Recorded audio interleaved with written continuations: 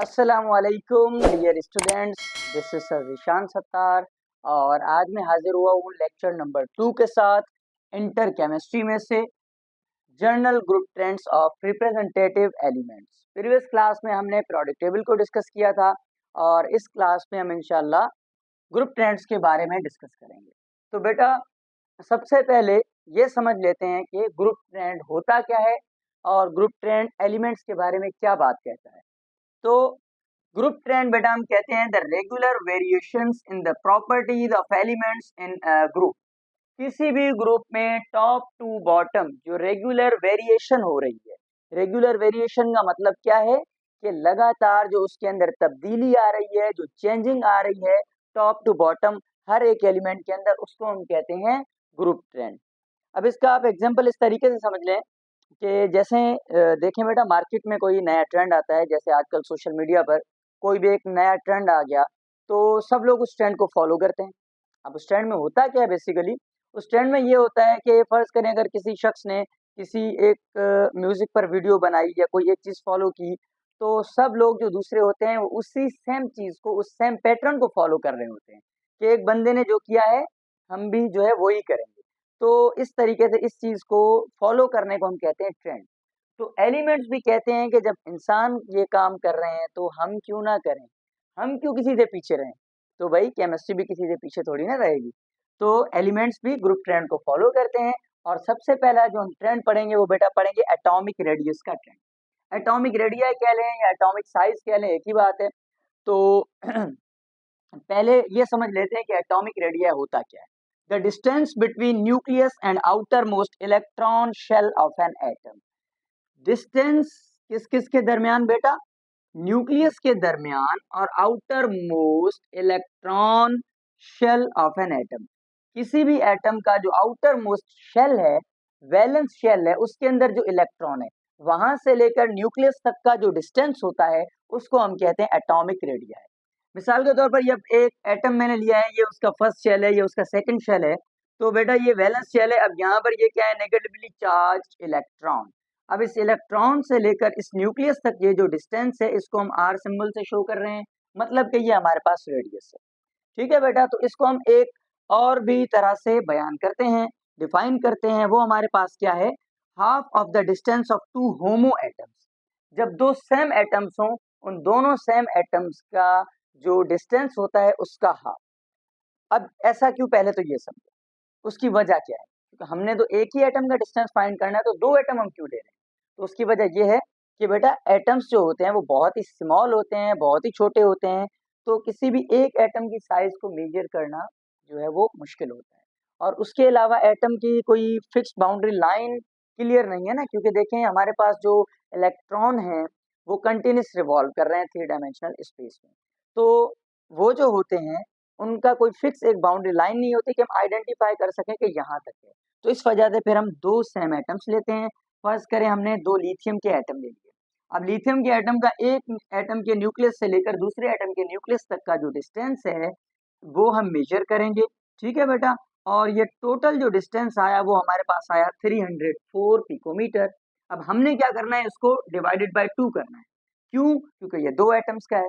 तो d divided by 2, 304 आया, 300 को 2 से डिवाइड किया तो हमारे पास आंसर आ गया 152 पिकोमीटर। तो दो सेम एटम्स का जो डिस्टेंस होता है उसको हम हाफ करके कहते हैं कि ये हमारे पास एटॉमिक रेडिया है एटम्स का। तो अब हम डिस्कस करते हैं नेक्स्ट ग्रुप ट्रेंड्स को कि एटॉमिक रेडिया का जो ट्रेंड है वो किस तरीके से फॉलो होता है। तो सबसे पहले बेटा हम बात कर लेते हैं ग्रुप 1A और 2A की। तो ग्रुप 1A के एलिमेंट्स तो आप लोगों को याद हो चुके होंगे। फर्स्ट हमारे पास है लिथियम, उसके बाद हमारे पास आ जाता है सोडियम। ठीक है बेटा, उसके बाद हमारे पास आ जाता है पोटेशियम, फिर आ जाता है रुबिडियम, फिर आ जाता है सीजियम और लास्ट आ जाता है फ्रेंशियम। तो इस एरो से आप लोगों को इस चीज का अंदाजा तो हो गया होगा कि टॉप टू बॉटम जब हम आएंगे तो क्या होगा, एटॉमिक रेडियस इंक्रीज होगा, साइज बड़ी हो जाएगी। Top to bottom atomic radius क्या होगा बेटा, इंक्रीज होगा, बढ़ जाएगा। पहला एटम स्मॉल होगा तो दूसरा एटम जो लास्ट वाला होगा वो लार्ज होगा। उसकी वजह क्या है, उसकी वजह यह है कि टॉप टू बॉटम हमारे पास जो रेगुलर इंक्रीज आ रहा है एटॉमिक साइज के अंदर, वो आ रहा है due to increase in number of shells in each period. अब ये बेटा देखिए सेकंड जो है हमारे पास पीरियड का एलिमेंट है, ये थर्ड का है, ये फोर्थ का है, ये फिफ्थ, ये सिक्स और ये बेटा सेवन। तो हर एक पीरियड के अंदर बेसिकली क्या हो रहा है, हर एक पीरियड के अंदर नंबर ऑफ शेल्स बढ़ रहे हैं। अब नंबर ऑफ शेल जब बढ़ेंगे तो नंबर ऑफ शेल बढ़ने से न्यूक्लियस और वैलेंस इलेक्ट्रॉन का डिस्टेंस बढ़ता जाएगा, जिसकी वजह से साइज क्या हो जाएगी बेटा, साइज इंक्रीज हो जाएगी। तो top to bottom regular change आ रहा है साइज के अंदर और वो इंक्रीज हो रही है। ठीक है बेटा, और यहाँ पर मैं आप लोगों को पीरियड का भी थोड़ा सा बता दूं। वैसे तो हमारे पास ग्रुप ट्रेंड पढ़ लें, लेकिन पीरियड की भी जरा बात कर लेते हैं। तो अगर हम पीरियड की बात करें साइज की, तो पीरियड के अंदर हमारे पास जो ट्रेंड होगा वो इसके अपोजिट होगा। पीरियड के अंदर ट्रेंड बेटा क्या होगा, इसके अपोजिट होगा। फ्रॉम लेफ्ट टू राइट जो हमारे पास एलिमेंट की साइज है वो स्मॉल होगी।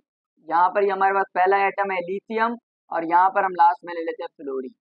तो लिथियम की जो साइज होगी बेटा वो बड़ी होगी और फ्लोरीन की छोटी होगी। अब यहाँ पर वजह क्या है, यहाँ पर बेटा वजह है इस चीज की न्यूक्लियर चार्ज। क्योंकि लेफ्ट टू राइट हमारे पास जो है, left to right nuclear charge बढ़ रही है, मतलब कि एटॉमिक नंबर बढ़ रहा है। जिस तरीके से लिथियम का एटॉमिक नंबर बेटा है 3, इसका है 9। तो अब आप लोग ये सवाल भी पूछ सकते हैं बेटा कि सर न्यूक्लियर चार्ज तो टॉप टू बॉटम भी बढ़ रही है, इसका एटॉमिक नंबर 3 है, इसका 11 है, इसका 19 है, तो यहाँ ऐसा क्यों नहीं हो रहा। यहाँ इस वजह से नहीं हो रहा क्योंकि यहाँ पर हमारे पास नंबर ऑफ शेल बढ़ रहे हैं, लेकिन जब एक ही पीरियड के अंदर एलिमेंट्स होंगे तो उनके नंबर ऑफ शेल नहीं बढ़ेंगे। जब नंबर ऑफ शेल नहीं बढ़ेंगे तो इलेक्ट्रॉन बढ़ने की वजह से न्यूक्लियस की तरफ अट्रैक्शन बढ़ जाएगी, तो जाहिर सी बात है कि साइज क्या हो जाएगी, स्मॉल हो जाएगी। उसके बाद आ जाते हैं ग्रुप 3A पर। तो ग्रुप 3A के अंदर हमारे पास अगर हम जनरल बात करें तो जनरली जो है वो इंक्रीज हो रहा है टॉप टू बॉटम ट्रेंड, लेकिन यहाँ पर एक एक्सेप्शन भी है। अब यहाँ पर आप देखें बोरॉन की साइज क्या है बेटा, सबसे स्मॉल है। तो बोरॉन के बाद एल्यूमिनियम की साइज बड़ी हुई, तो अगर ट्रेंड को फॉलो करें तो गैलियम की साइज भी बड़ी होनी चाहिए थी एल्यूमिनियम से, लेकिन यहाँ पर एक्सेप्शन आ जाती है। यहाँ पर एल्यूमिनियम की साइज से गैलियम क्या हो गया बेटा, स्मॉल हो गया। हालांकि होना नहीं चाहिए था अगर हम ट्रेंड को फॉलो करें तो, लेकिन गैलियम की साइज स्मॉल हो गई, इंडियम की उससे बड़ी, फिर थैलियम की उससे बड़ी। बाकी सारा रेगुलर ट्रेंड है, लेकिन सिवाय गैलियम, गैलियम के जो गैलियम है इसकी साइज स्मॉल हो गई। क्या रीजन है, ये एक एक्सेप्शन है और इसका रीजन हम समझते हैं। अब इनऑर्गेनिक केमिस्ट्री बिना एक्सेप्शन के ये तो पॉसिबल ही नहीं है। तो एक्सेप्शन क्या है, due to poor shielding effect caused by d orbital electron. ये जो गैलियम है इसके जो डी ऑर्बिटल्स के इलेक्ट्रॉन्स हैं वो क्या करते हैं बेटा, वो पुअर शील्डिंग इफेक्ट कॉज करते हैं, जिसकी वजह से साइज क्या हो जाती है, स्मॉल हो जाती है। अब ऐसा क्यों होता है और पुअर शील्डिंग इफेक्ट क्या है, जरा हम इसको भी देख लेते हैं। शील्डिंग इफेक्ट वैसे तो बेटा आप लोगों ने पढ़ा होगा 9th क्लास में, लेकिन शॉर्टली हम इसको यहाँ भी डिस्कस कर लेते हैं शील्डिंग इफेक्ट क्या है। ठीक है, तो फर्ज करें बेटा यहाँ पर जो है मैं एक एटम बना लेता हूँ, ये हमारे पास है एक एटम, ठीक है, और इसका ये इनर शेल का इलेक्ट्रॉन, सॉरी इनर शेल, ये न्यूक्लियस, यहाँ पर ये इलेक्ट्रॉन आ गए और ये वैलेंस शेल के अंदर इलेक्ट्रॉन आ गया। तो अब शील्डिंग इफेक्ट क्या है इस चीज को समझो। अब ये न्यूक्लियस है पॉजिटिवली चार्ज, ये इलेक्ट्रॉन है नेगेटिवली चार्ज। तो न्यूक्लियस क्या करता है बेटा, न्यूक्लियस इस इलेक्ट्रॉन को अपनी तरफ अट्रैक्ट करता है, अंदर की तरफ खींचता है, ये एक अट्रैक्शन। ये क्या है बेटा, ये है अट्रैक्शन।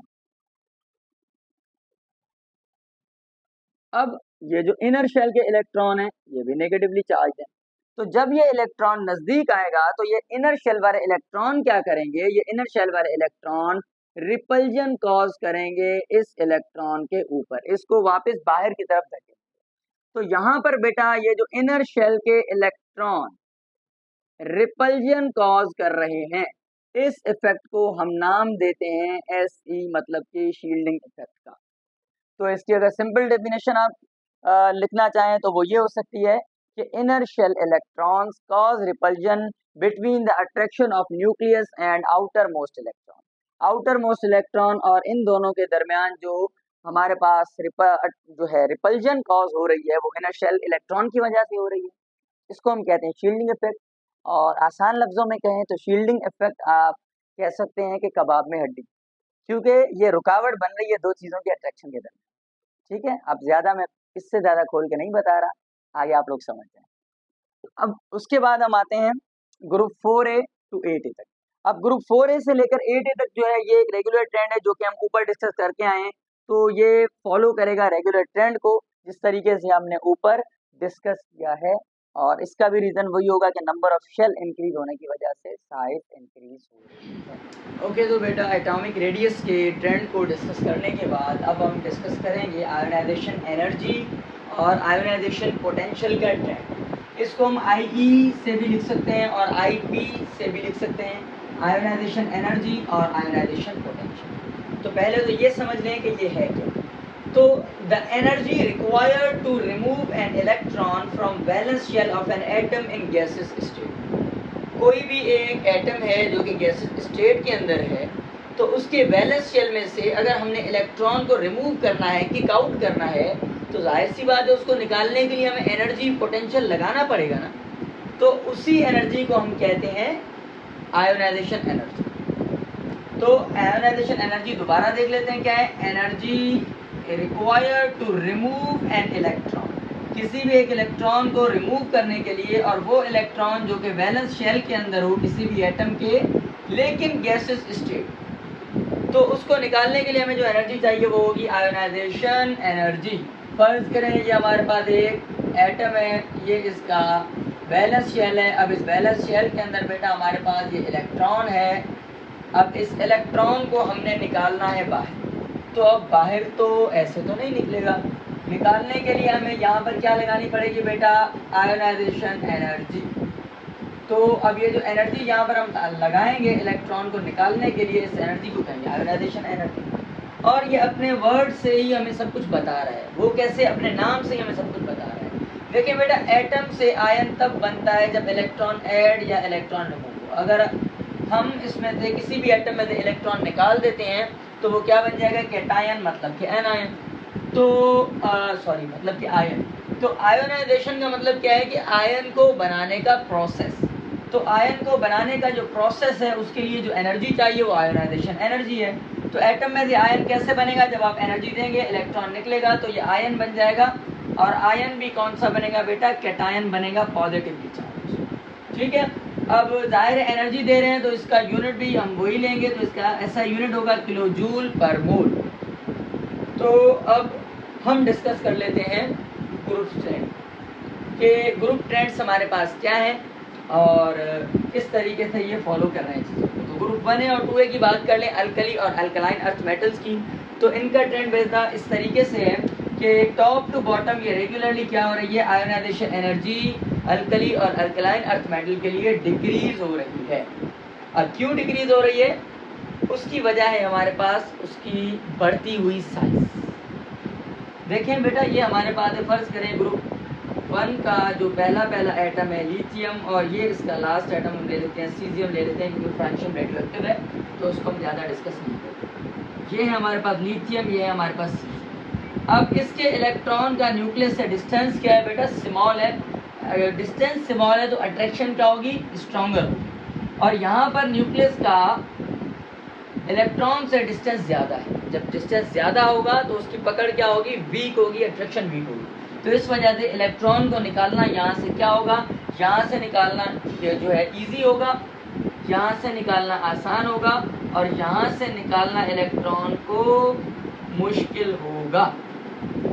वही बात हमने यहाँ पर भी लिख दी कि ionisation energy decreases from top to bottom. इस वजह से due to increase in radii as electron is easy to remove. Top to bottom जब साइज बढ़ती जाएगी तो इलेक्ट्रॉन जो है वैलेंस शेल वाला वो दूर चला जाएगा। जब वो दूर जाएगा तो थोड़ी एनर्जी देने पर वो आसानी से निकल जाएगा। तो अब देखें ग्रुप 3 के ट्रेंड को हम देख लेते हैं। ग्रुप 3 के अंदर क्या हो रहा है, यहाँ पर बेटा हमारे पास इर्रेगुलर ट्रेंड है। यहाँ पर कोई प्रॉपर हमारे पास ट्रेंड फॉलो नहीं हो रहा, क्योंकि यहाँ पर हमारे पास दो एक्सेप्शन है इस ग्रुप के अंदर। कौन कौन सी, एक हमारे पास गैलियम है, दूसरा हमारे पास थैलियम है। अब क्या हो रहा है यहाँ पर, आप अगर आप इस एरो को देखें तो ये किसी प्रॉपर ट्रेंड के अंदर नहीं है। बोरॉन से लेकर एल्यूमिनियम तक, बोरॉन से एल्यूमिनियम की आयोनाइजेशन एनर्जी कम हुई। अब एल्यूमिनियम से गैलियम की कम होनी चाहिए थी ना अगर हम ट्रेंड को देखें, लेकिन गैलियम की जो है आयोनाइजेशन एनर्जी वो बढ़ गई है। अब गैलियम से दोबारा फिर इंडियम की वापस कम हुई, वही पहले वाला ट्रेंड। लेकिन अब इंडियम से दोबारा थैलियम की कम होने की बजाय इंक्रीज हो गई। मतलब एक गैलियम और थैलियम दोनों ट्रेंड को फॉलो नहीं कर रहे, दोनों की आयोनाइजेशन एनर्जी कम होने की बजाय बढ़ रही है। अब उसके बढ़ने की वजह क्या है? इन दोनों के बढ़ने की वजह बेटा हमारे पास है पुअर शील्डिंग इफेक्ट। जो गैलियम के अंदर 3d इलेक्ट्रॉन है और जो थैलियम के अंदर 4f ऑर्बिटल के इलेक्ट्रॉन हैं, वो poor shielding effect, insufficient shielding effect cause कर रहे हैं, जिनके कॉज करने की वजह से क्या हो रहा है कि हमारे पास जो है उसकी आयोनाइजेशन एनर्जी बढ़ रही है। क्योंकि जब अभी एटॉमिक रेडियस के अंदर हमने पहले डिस्कस किया कुछ देर पहले कि जब जो है पुअर शील्डिंग इफेक्ट होती है, तो पुअर शील्डिंग इफेक्ट होने की वजह से हमारे पास जो अट्रैक्शन है वो स्ट्रॉन्गर हो जाती है। जब अट्रैक्शन स्ट्रॉन्गर होगी तो इलेक्ट्रॉन को निकालने के लिए एनर्जी ज़्यादा चाहिए, तो उसी वजह से आयोनाइजेशन एनर्जी गैलियम की भी बढ़ जाएगी और थैलियम की भी बढ़ जाएगी। ठीक है बेटा। अब उसके बाद आ जाते हैं ग्रुप 4A पर। तो ग्रुप 4A के अंदर देखें ऑलमोस्ट रेगुलर ट्रेंड है सिवाय एक एलिमेंट। अब यहाँ पर हमारे पास carbon, silicon, germanium, tin, lead सारे एलिमेंट आ गए। इन सबका वैसे तो रेगुलर ट्रेंड है, एक्सेप्शन एक ही है यहाँ पर हमारे पास, वो है बेटा लेड। लेड एलिमेंट या प्लम्बम आप इसको पीबी पढ़ सकते हैं। तो लेड का क्या है कि लेड है slightly higher ionisation energy than tin. Lead की जो आयोनाइजेशन एनर्जी है वो थोड़ी सी स्लाइटली हायर आयोनाइजेशन एनर्जी है टिन से। कितनी? अब लेड की जो आयोनाइजेशन एनर्जी है बेटा ये हमारे पास है 710 किलो जूल पर मोल, और इसकी जो है बेटा हमारे पास टिन की ये है 700 किलो जूल पर मोल। ठीक है। अब इसकी वजह क्या है? इसकी वजह यह है कि इनका ऑलमोस्ट सेम रेडिया है, ऑलमोस्ट सेम। अब देखें अगर हम बात कर लें, पहले टिन की बात कर लेते हैं, तो टिन का जो हमारे पास एटॉमिक रेडियाई है बेटा वो हमारे पास है 140 पिकोमीटर, और जो लेड का हमारे पास है वो है 146 पिकोमीटर। तो ऑलमोस्ट सेम रेडियाई होने की वजह से इनके अंदर क्या हो रहा है, यहाँ पर हमारे पास बेटा लेंथेनाइड कॉन्ट्रैक्शन हो रही है।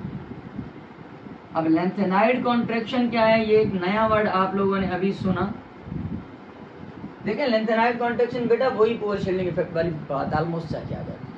लेंथेनाइड हम एलिमेंट की जब बात करते हैं तो वो हमारे पास जो एफ ब्लॉक एलिमेंट हैं लेंथेनम सीरीज वाले, उनकी बात करते हैं, उनके अंदर कॉन्ट्रैक्शन होती है। कॉन्ट्रैक्शन क्या हुई कि देखें जो हमारे पास एफ ऑर्बिटल के इलेक्ट्रॉन हैं, एफ ऑर्बिटल के जो इलेक्ट्रॉन हैं जब वो प्रॉपर रिपल्जन नहीं करेंगे, वीक रिपल्जन करेंगे, तो उनके वीक रिपल्जन करने की वजह से न्यूक्लियस और वैलेंस शेल के दरमियान अट्रैक्शन बढ़ेगी, जिसकी वजह से एटम श्रिंक होगा, कॉन्ट्रैक्ट होगा।